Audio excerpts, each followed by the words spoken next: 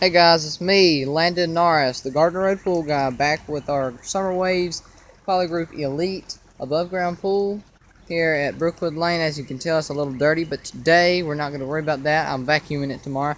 I am going to talk to you about a sand filter. Yep. Today's pool school lesson is going to be on a sand filter, how it works, and why sand filters are more efficient than the little stupid element or cartridge filters. So right now, as you can tell, I haven't vacuumed. I've actually just got back from a 5-day vacation. Today's date is May 31st, so I just got back from a 5-day vacation. I'm going to vacuum it tomorrow. But right now, this is an intex crystal clear sand filter pump. Intex crystal clear sand filter pump.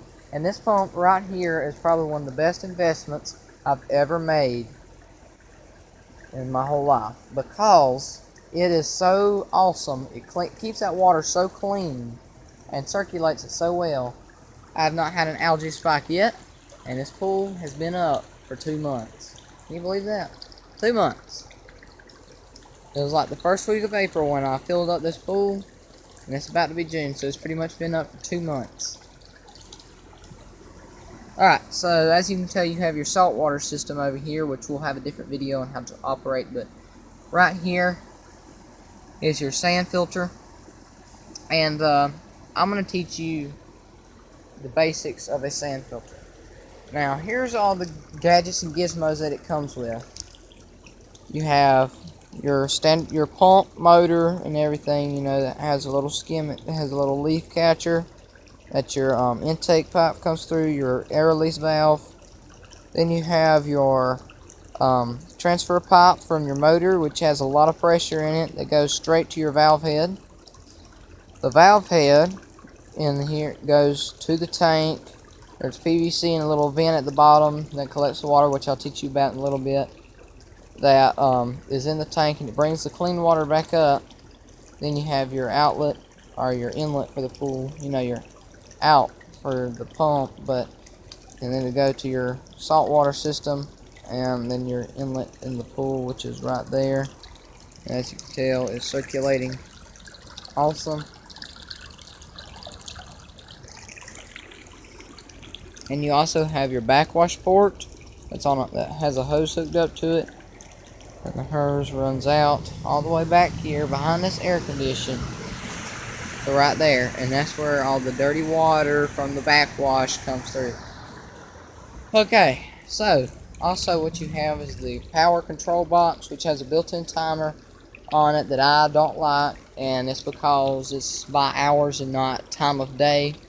Then you have your switch, you know, and then your cord, of course, that runs out there into a multi-plug, which is on the timer. But here's your basic function of your sand filter, or my pool system. Here's how it works. All the water is collected at this skimmer, which is right there. It is skimmed. It is skimmed through this little basket in there, the little leaf catcher. Comes through this pipe that comes out, goes into your pump, skimmed twice or again, and it comes through here into your valve head. And when it's on filter, inside here you have this vent that sprays the water out equally around this sand bed, which is in this tank, and there's 25 pounds in this one. And all the dirt is caught on the first 2 or 3 inches of the sand. Then all the water seeps through and is collected at the bottom, brought back up through a PVC pipe without any sand getting in it. Comes back up to this valve head, goes out of this pipe, you know, curves around on this one, goes into the saltwater system, and out this inlet, which is in the pool right there. That's how it works on your filter. Now, waste, you have 6 modes that you can use on this sand filter. Waste is just pumping directly from the skimmer, you know, your standard skimmer, into this pump, into here, and out the backwash port. And once it goes out that backwash port, it's just pool water, dump it out. Ain't no dirty water, ain't no clean water, it's just pool water. Closed. What that does is it shuts off this, and this, so no water can get in or out of the filter media or filter tank. Under here, you have backwash. Backwash is how you clean your sand filter. When you clean your sand filter, here's what happens. You know how normally water comes through this way, it's pushed on top of the sand and brought back up? Well, it's opposite. It's gurgled up from the bottom of the sand, which throws it everywhere. And all that dirt's mixed around, and then it's collected at the top and comes out this port, which is your backwash port, and it'll end up out in your neighbor's yard. That's where I usually recommend to drain it, so your yard won't get dirty. And then, once it's clean, after stirring all that up, you're going to switch it over to rinse, which I'll tell you in a second.